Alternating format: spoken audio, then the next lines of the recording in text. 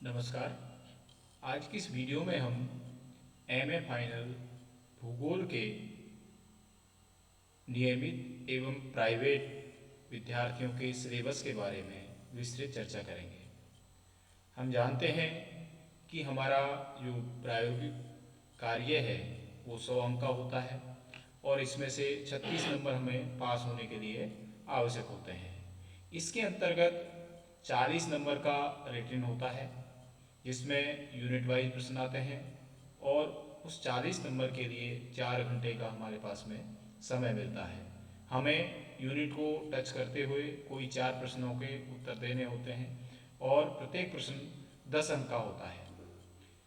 दूसरा होता है आपका रिकॉर्ड वर्क, जो साल भर आप जो कार्य करते हैं, सीट बनाते हैं, उसके होते हैं 20 नंबर और उस पर 10 नंबर वाइवा के होते हैं, मौखिक के होते हैं। इसी प्रकार से तीसरा आता है आपका village project report plus viva. Village project report 20 number की होती है और उस पर 10 नंबर का वाइवा होता है। तो इस प्रकार से ये टोटल 100 अंक का होता है और जिसमें से 36 नंबर आपके लिए पास होने के लिए आवश्यक होते हैं। प्रत्येक सेक्शन में से 2 प्रश्न आते हैं और 2 प्रश्न करते हुए टोटल आपके 6 आते हैं यूनिट वाइज और इनमें से किन्हीं 4 प्रश्नों को आपका उत्तर देना होता है। सबके अंक समान होते हैं और 20 स्टूडेंट का एक बैच होता है पीजी के अंतर्गत, जबकि यूजी में 30 का होता है और प्रति सप्ताह आपके 12 घंटे का टीचिंग होता है। कहने का मतलब प्रत्येक दिन आपके 2 घंटे आपके प्रैक्टिकल के लिए होते हैं। हमारा जो सिलेबस है जो यूनिटों में बटा हुआ है, जिसमें फर्स्ट यूनिट आपके आती है ढाल के प्रतिनिधित्व की विधियाँ। आप पूर्व में पढ़ चुके हैं, फर्स्ट ईयर में पढ़ चुके हैं, जिसके अंतर्गत आपने परिच्छेदिकाएँ और आपने समोच्च रेखाएँ पढ़ी हैं। तकनीकी ढाल प्रोफाइल को चित्रित करने के तरीके और तकनीकी ढाल की गणना, ब्लॉक आरेख, हाइपोग्राफिक ग्राफ, अल्टीमेट्रिक ग्राफ, ये आपके प्रथम यूनिट के कुछ चैप्टर हैं। इसी के अंतर्गत स्थलाकृतिक मानचित्र की व्याख्या, टोपोसीटों का अध्ययन आपने सेकेंड ईयर में भी किया है। सेकेंड ईयर में किस प्रकार से हम रूट चिन्हों के माध्यम से एक टोपोसीट का उसमें प्रारंभिक सूचना, आपके धरातल, मानव अधिवास, वनस्पति, विभिन्न बिंदुओं के तहत हम उसकी विस्तृत व्याख्या करते हैं। भारत के विशेष संदर्भ में साथ दुनिया के स्थलाकृत मानचित्रों का संक्षिप्त इतिहास, उनकी व्याख्या। इसके अंतर्गत जो हमारी सीट हैं विभिन्न प्रकार की, चाहे डिग्री सीट है, क्वार्टर डिग्री सीट है, मिलियन सीट है, 1:25,000 अनुपात मापक सीट है, तो ये विभिन्न प्रकार की जो सीटें होती हैं, टोपो सीट होती हैं, कि उनकी कैटेगरी किस प्रकार से उनका आरएफ निकाला जाता है, ये सब उसकी डिटेल अध्ययन है।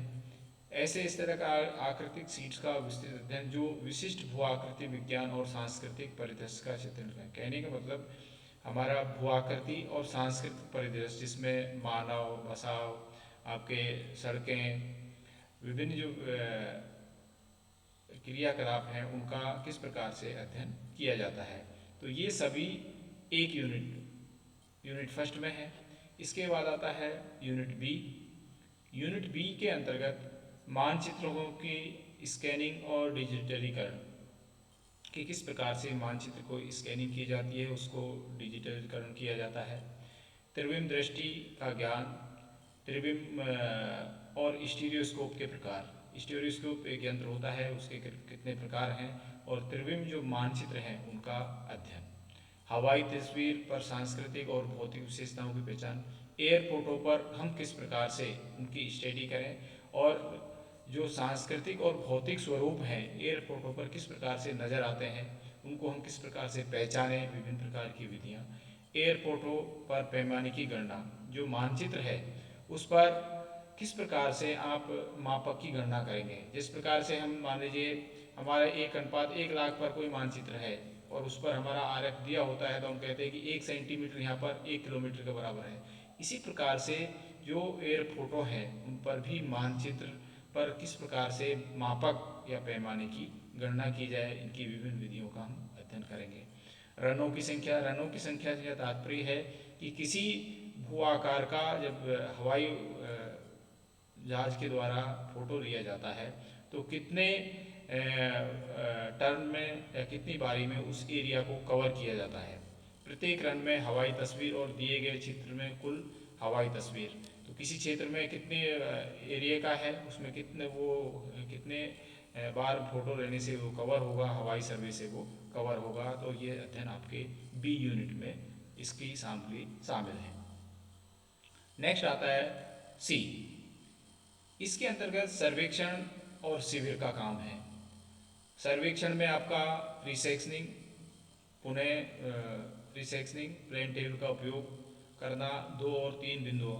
हम जानते हैं कि प्लेन टेबल का अध्ययन हमने 3rd ईयर में किया है, सीनियर में किया है।